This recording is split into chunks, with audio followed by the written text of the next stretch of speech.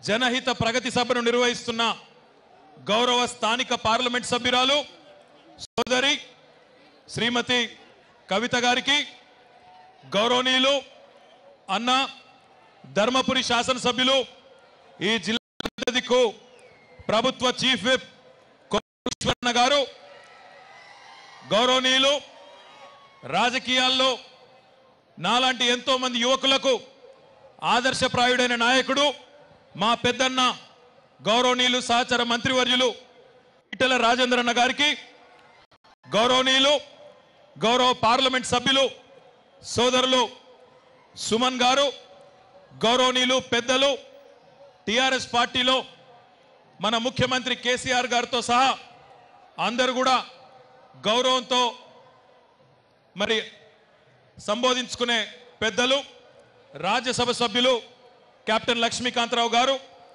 గౌరవ శాసన మండలి చీఫ్ విప్ పాతూరి సుధాకర్ రెడ్డి గారు, అదే రకంగా గౌరవ శాసనసభ్యులు పెద్దలు బుడిగె శోభక్క గారు, రసమై బాలకృష్ణన్న గారు, సాంస్కృతిక సారథి చైర్మన్ గారు, గౌరవనీయులు కల్వకుంట్ల విద్యాసాగర్ రావు గారు, ఆర్టీసీ చైర్మన్ గారు, అదే రకంగా మన రామగుండం శాసనసభ్యులు పెద్దలు సోమారపు సత్యనారాయణ గారు, గౌరవనీయులు కరీంనగర్ శాసనసభ్యులు అన్న గంగుల కమలాకర్ గారు, గౌరవనీయులు వేములవాడ శాసనసభ్యులు అన్న చెన్నమనేని రమేష్ బాబు అన్న గారు, గౌరవనీయులు మంతని శాసనసభ్యులు పుట్ట మదన్న గారు, మార్క్ ఫెడ్ అధ్యక్షులు గౌరవనీయులు లోకా బాపురెడ్డి గారు, అదే రకంగా గౌరవనీయులు అలీం గారు, వేదికపై ఆసీనులైన జిల్లా పరిషత్ చైర్మన్ శ్రీమతి తుల ఉమ గారు, శాసన మండలి సభ్యులు అన్న నారదాసు లక్ష్మణరావు గారు, భానుప్రసాదరావు గారు, షంబీపూర్ రాజు గారు, గౌరవ హుస్నాబాద్ శాసనసభ్యులు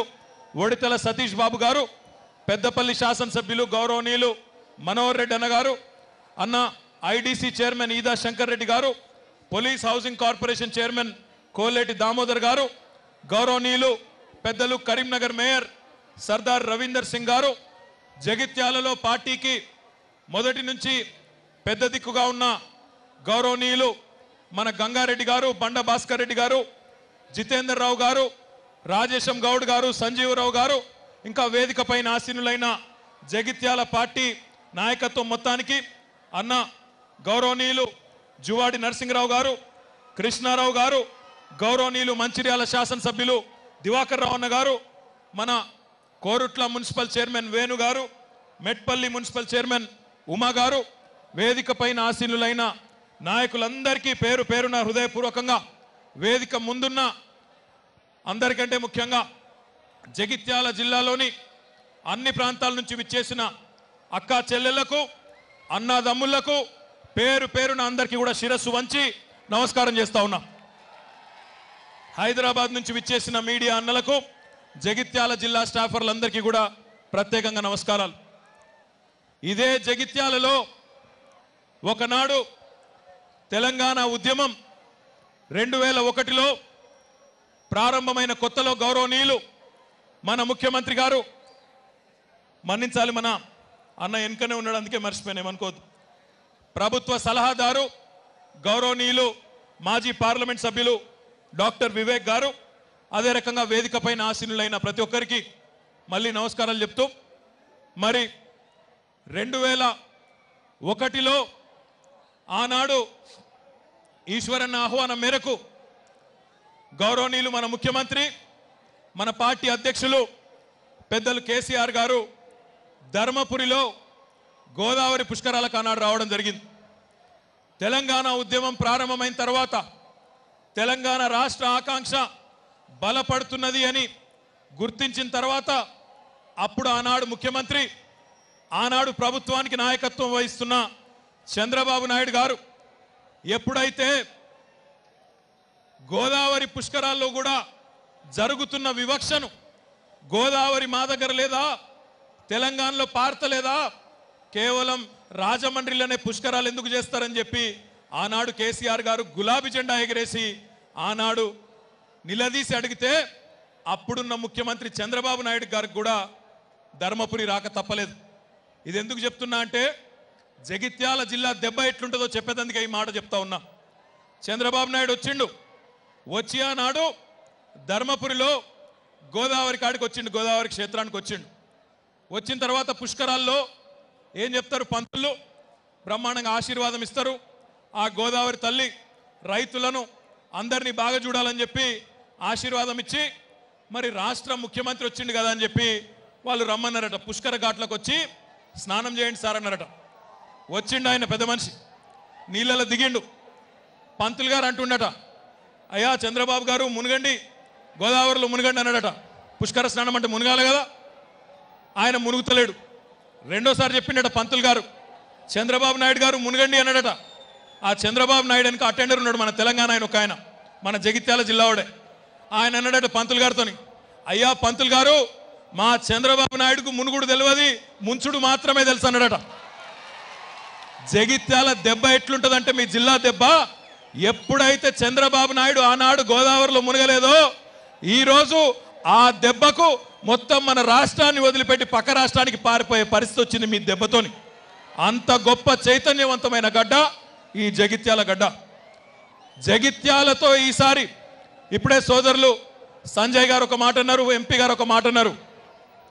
కరీంనగర్ జిల్లాలో, పూర్వ కరీంనగర్ జిల్లాలో అన్ని సీట్లు గెలిచినాం కానీ ఒక్క జగిత్యాల తప్పిపోయింది అన్నారు.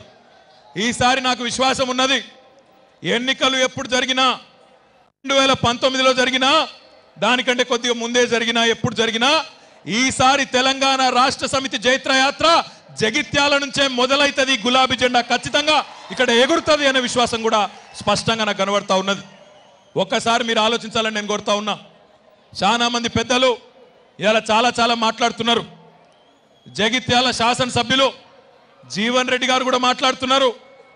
నిన్న మొన్న అసెంబ్లీలో కూడా మాట్లాడిన మీరు కూడా చూసే ఉంటారు. ఒక్కసారి మీరు గుర్తు తెచ్చుకోవాలని కోరుతా ఉన్నా.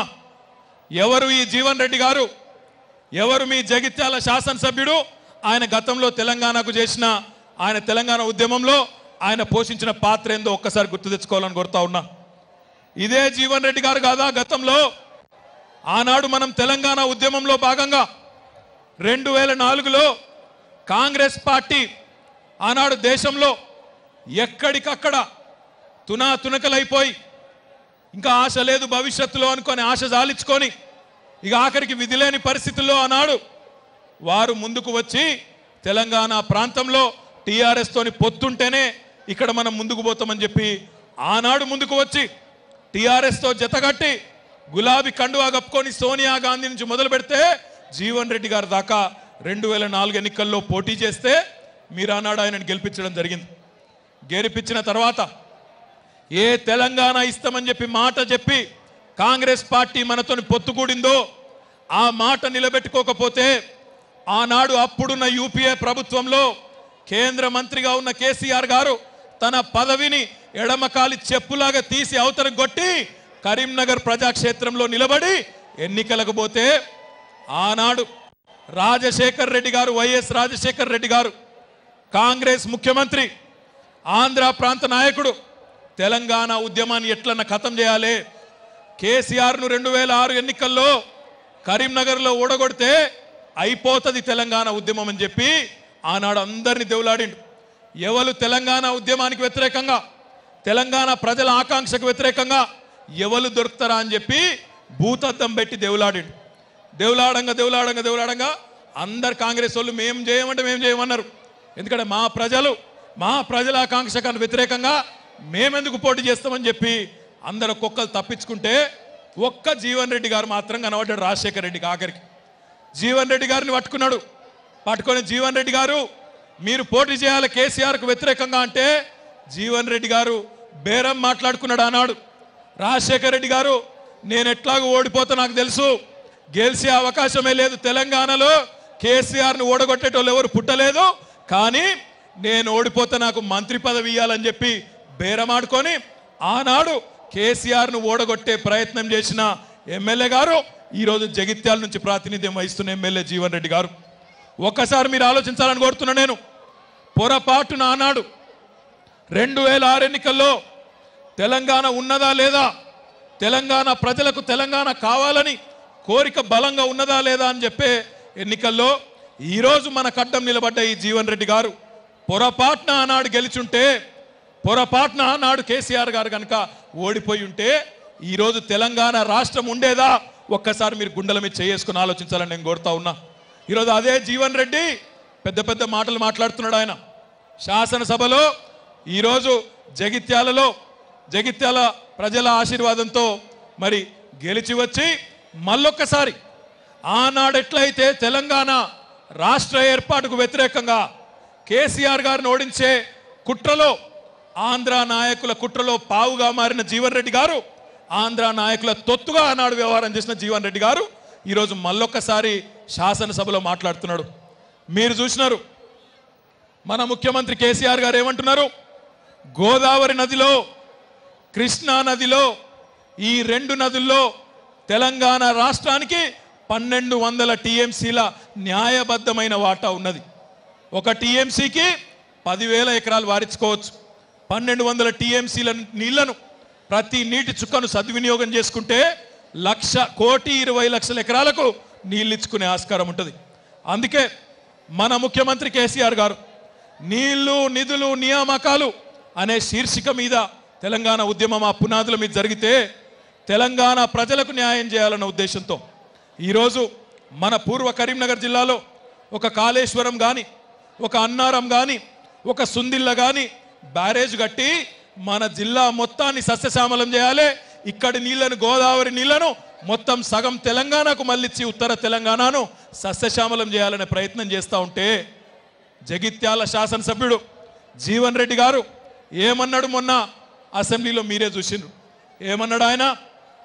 అవును, మేము కోర్టుల్లో కేసులు వేస్తున్నాం, చచ్చిపోయిన వాళ్ళ పేర్ల మీద కూడా కేసులు వేస్తున్నాం, చచ్చిపోయిన వాళ్ళ వేలు ముద్రలు కూడా తీసుకొని ఈరోజు మనకు వ్యతిరేకంగా ప్రాజెక్టులు కట్టకుండా రైతుల నోట్లో మట్టి కొట్టే విధంగా మేము కేసులు ఇస్తున్నామని చెప్పి సిగ్గు లేకుండా నిస్సిగ్గుగా శాసనసభ వేదికగా ఒప్పుకున్న నాయకుడు ఈ నియోజకవర్గ శాసనసభ్యుడు జీవన్ రెడ్డి కావడం సిగ్గుచేటని చెప్పి నేను విజ్ఞప్తి చేస్తా ఉన్నా.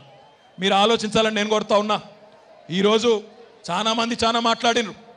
ఆనాడేమో కేసీఆర్ గారిని ఎన్నికల్లో ఓడించి తెలంగాణ ఉద్యమాన్ని ఖతం చేసి ఆనాడు ఎట్టి పరిస్థితుల తెలంగాణ కావద్దని చెప్పి రాజశేఖర్ రెడ్డికి, చంద్రబాబుకు తొత్తులుగా పనిచేసిన నాయకులు ఈ జగిత్యాల గడ్డ మీద ఉండడం మరి ఇంకా కూడా దురదృష్టకరం అని చెప్పి నేను విజ్ఞప్తి చేస్తా ఉన్నా. ఒక జీవన్ రెడ్డి గారేమో రాజశేఖర్ రెడ్డి తొత్తులాగా పనిచేస్తే ఈరోజు కూడా ఇంకొక ఆయన ఎల్ రమణ గారు చంద్రబాబు తొత్తు లెక్క, చంద్రబాబు పోయినా ఈయన మాత్రం ఇంకా చింత దచ్చినా పులుపు జావదన్నట్టు ఇంకా కూడా ఇక్కడ చంద్రబాబు మొత్తం ఆంధ్రాకి వెళ్ళిపోయినా, తట్టా బుట్టా మొత్తం సర్దుకొని అక్కడికి వెళ్ళిపోయినా ఈయన మాత్రం ఇంకా తెలుగుదేశాన్ని నేనే నిలబెడతా అని చెప్పి ఈయన బయలుదేరి ఈయన తిరుగుతూ ఉన్నాడు. ఇది మంచిదా కాదా మీరే ఆలోచించాలని చెప్పి నేను కోరుతా ఉన్నా. ఇట్లాంటి వ్యక్తులు జగిత్యాల గడ్డ మీద ప్రజాప్రతినిధులుగా, నాయకులుగా ప్రాతినిధ్యం వహించడం మంచిదా కాదా మీరే ఆలోచించాలని కూడా నేను కోరుతా ఉన్నా. ఇంకొక మాట కూడా, తమ్ముడు అక్కడ ఏం లేదమ్మా, తమ్ముడు అక్కడ ఏం లేదు, ఇట్రండి. మీ అందరికీ నేను ఒకటే విజ్ఞప్తి చేస్తా ఉన్నా.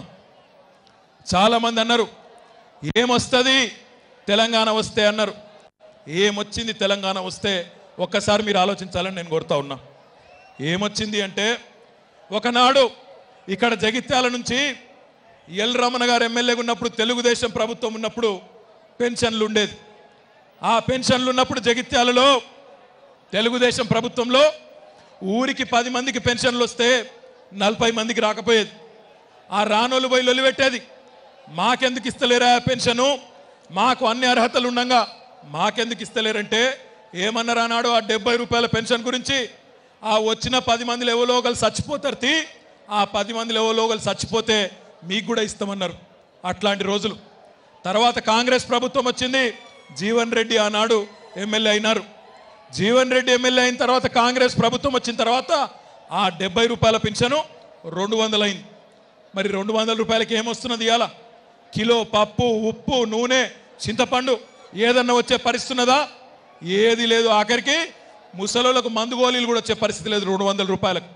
అందుకే మన ముఖ్యమంత్రి కేసీఆర్ గారు ఒకటే అన్నారు, ఎవరు ఇచ్చినా ఇయ్యకపోయినా, ఈ దేశంలో ఏ రాష్ట్రంలో అమలు చేసినా చేయకపోయినా, ఏ పేదవాళ్ళ కన్నీళ్లు తుడవడానికైతే మన తెలంగాణ వచ్చిందో ఆ పేదవాళ్ళు చిరునవ్వుతో ఉండాలంటే ఆ 200 పింఛన్ను 1000 రూపాయలు చేస్తా అని చెప్పిండు.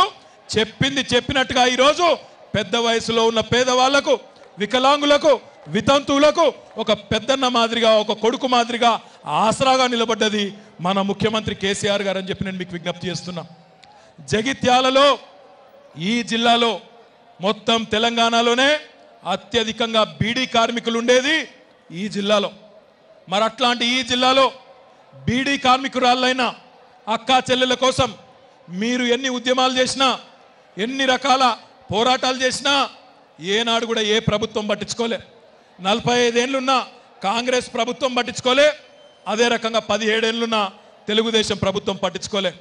కానీ మీరు ఏ ధర్నా చేయకుండా ఏ ఉద్యమం చేసే పని లేకుండా మొట్టమొదటిసారిగా మీ అందరికీ ఇచ్చిన మాట నిలబెట్టుకుంటూ 4.5 లక్షల మంది బీడీ కార్మికురాళ్లకు నెలకు 1000 రూపాయల చొప్పున ఇస్తున్న మీ పెద్దన్న కేసీఆర్ గారు కాదా మీరు ఆలోచించాలని చెప్పి నేను కోరుతా ఉన్నా.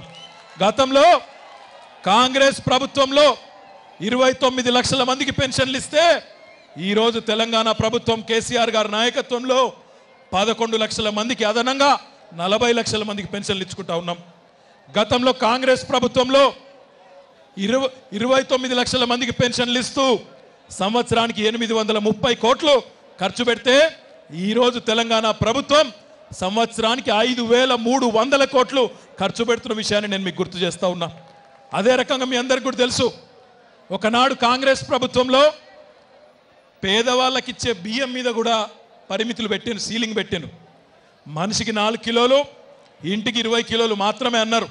కానీ ఈరోజు తెలంగాణ ప్రభుత్వం వచ్చిన తర్వాత మన ముఖ్యమంత్రి మన నాయకుడు కేసీఆర్ గారు ఒకటే అన్నారు, గా పేదవాళ్ళకిచ్చే బువ్వ కాడ పేదవాళ్ళకిచ్చే బియ్యం కాడ మీరు కోషిష్ చేసుడేంది, సీలింగ్ పెట్టుడేంది తీసేయమని చెప్పి మన పౌర సరఫరాల శాఖ మంత్రివర్యులు అన్న రాజేందర్ అన్న విజ్ఞప్తి మేరకు వెంటనే నిర్ణయం తీసుకొని 4 కిలోల బియ్యాన్ని 6 కిలోలు చేసి ఇంట్లో 10 మంది ఉంటే 16లో 60 కిలోల బియ్యం ఇస్తున్న ప్రభుత్వం తెలంగాణ ప్రభుత్వం మన ముఖ్యమంత్రి కేసీఆర్ గారు అని చెప్పి నేను మీకు గుర్తు చేస్తా ఉన్నా.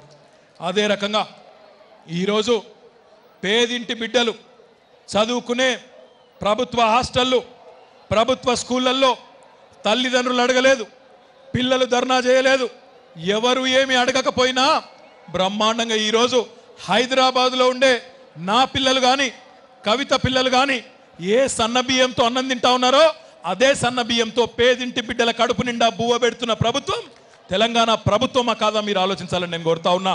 దానికి బాధ్యులు మన అన్న ఈటెల రాజేందర్ గారు అని చెప్పి నేను మళ్ళొకసారి మీకు గుర్తు చేస్తా ఉన్నా. ఈ రకంగా 1-2 కాదు సంక్షేమ కార్యక్రమాలు. ఒకనాడు చంద్రబాబు నాయుడు గారు ముఖ్యమంత్రిగా ఉన్నప్పుడు అసలు పేదవాళ్లకు సబ్సిడీలు ఇవ్వడం అంటేనే అదొక తిరోగమన చర్య అని, సబ్సిడీలు ఇచ్చుడే తప్పని, పేదవాళ్ళని అరుచుకునుడే తప్పని, పేదవాళ్ళకు కడుపు నిండా తిండి పెట్టుడే తప్పని, కాంట్రాక్ట్ ఉద్యోగులను రెగ్యులరైజ్ చేస్తే తప్పని, వాళ్ళు సోమరిపోతులు అవుతారని, వాళ్ళు పని చేయరని రకరకాల చిత్ర విచిత్రమైన విధానాలతో ప్రజలను అవస్థపెట్టిన రోజులు. ఆ తర్వాత కాంగ్రెస్ ప్రభుత్వం వచ్చిన తర్వాత 1-2 కాదు నానా రకాల కార్యక్రమాలు తెచ్చి రైతులను సావగొట్టింది. ఒకసారి జగిత్యాల ప్రాంతంలోని రైతులు గత ప్రభుత్వాల కాలంలో ఉన్న పరిస్థితిని ఒక్కసారి గుర్తు తెచ్చుకోవాలని నేను కోరుతా ఉన్నా. తెలుగుదేశం ప్రభుత్వ హయాంలో కాంగ్రెస్ ప్రభుత్వ హయాంలో ఆనాడు రైతుల పరిస్థితి ఎట్లా ఉండే, ఈరోజు ఎట్లా ఉన్నదో ఒక్కసారి మీరు ఆలోచించుకోవాలి. తెలంగాణ వచ్చినాక ఎట్లా మారిందో మీరే అర్థం చేసుకోవాలి. ఒకనాడు కాంగ్రెస్ తెలుగుదేశం ప్రభుత్వాలు ఉన్నప్పుడు ఇదే ప్రాంతంలో మన రాష్ట్రంలో కరెంటు ఎప్పుడు ఉంటుందో తెలియదు, ఎప్పుడు పోతుందో తెలియదు. అర్ధరాత్రి దొంగలు వచ్చే కరెంటు కోసం కావలగాస్తందుకు పొలం కాడపోయి పండుకోవాలి.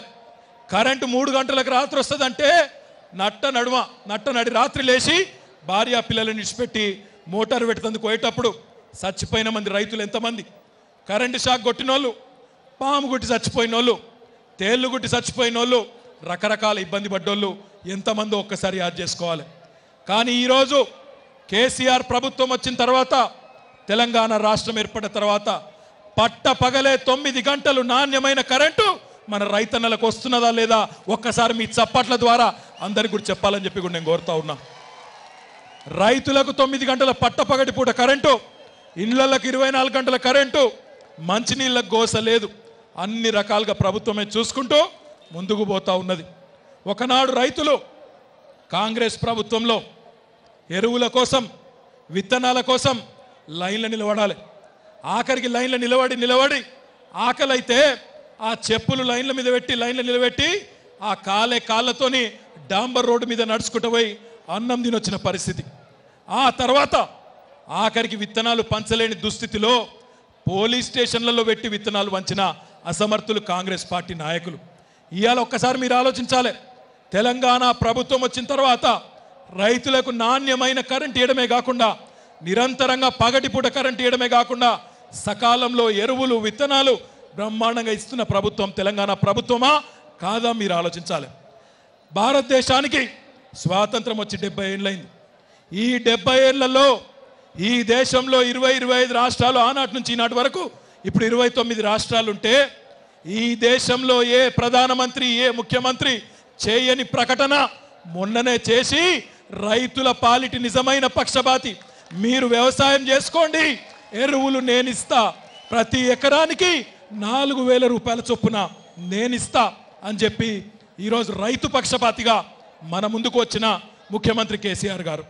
మీరందరికీ నేను చేసే విజ్ఞప్తి ఒకటే, రైతులు కానీ అదే రకంగా ఈరోజు వ్యవసాయం మీద ఆధారపడ్డ వ్యవసాయ కూలీలు కానీ మీ విజ్ఞప్తి మేరకు మీ డిమాండ్ మేరకు ఆనాడు ఎన్నికల ముందు ఇచ్చిన మాట మేరకు ప్రతి ఒక్క రైతుకి చిన్న సన్నకారు రైతులందరికీ 1,00,000 రూపాయల వరకు పంట రుణం మాఫీ చేస్తామని చెప్పి 17,000 కోట్ల భారమైనప్పటికీ కూడా మిత్తితో సహా ప్రతి పైసా చెల్లించి ఈ దేశంలోనే అన్ని రాష్ట్రాలకు ఆదర్శంగా నిలబడ్డది మన రాష్ట్రం అని చెప్పి కూడా నేను మీకు గుర్తు చేస్తా ఉన్నా. చెప్పుకుంటూ పోతే 1-2 కాదు, ఇక్కడ మా అక్క చెల్లెళ్ళు ఇంతమంది ఉన్నారు. ఈరోజు మా అక్క చెల్లెల కోసం ముఖ్యమంత్రి గారు తీసుకున్న కార్యక్రమాలు ఒంటరి స్త్రీలకు, భర్తలు వదిలిపెట్టిన వాళ్ళు, భర్తలతోన నిరాదరణకు గురైన వాళ్ళు ఎవరైతే మహిళలు ఉన్నారో వారందరికీ కూడా జూన్ 2వ తారీఖు నుంచి 2 నెలల పెన్షన్